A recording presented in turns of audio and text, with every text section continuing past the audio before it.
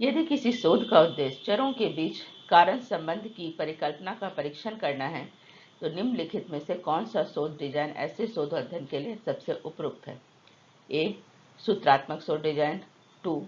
वर्णनात्मक शोध डिजाइन, 3. प्रायोगिक शोध डिजाइन या 4. नैदानिक शोध डिजाइन।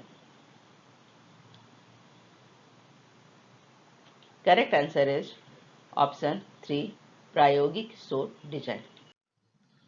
प्रायोगिक शोध डिजाइन शोध करने का एक तरीका है जिसमें दो चर सेटों का इस्तेमाल करके वैज्ञानिक दृष्टिकोण से प्रयोग किए जाते हैं। इसका उद्देश्य किसी परिणाम पर कई कारकों के प्रभाव का आकलन करना होता है।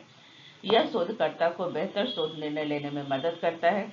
चरों को नियंत्रित करने और पूर्वाग्रह को कम करने और वैध निष्कर्ष निकालने के लिए प्रयोगों की व्यवस्थित योजना बनाई जाती है। अन्वेषणात्मक या सूत्रात्मक अध्ययन हेतु अनुसंधान डिजाइन में से एक स्पष्ट समस्या का चयन किया जाता है और एक नई परिकल्पना खोजने के लिए खोजपूर्ण शोध किया जाता है और फिर अंततः नए विचार प्राप्त करने के लिए निष्कर्षात्मक शोध निर्णय किए जाते हैं।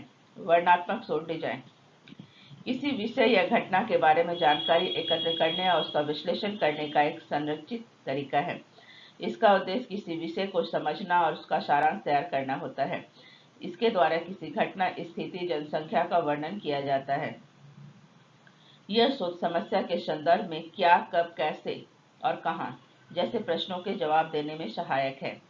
नैदानात्मक अनुसंधान डिजाइन का उद्देश्य किसी दवा, उपकरण, प्रक्रिया की सुरक्षा, प्रभावकारिता और क्रिया के तंत्र का आकलन करना होता है।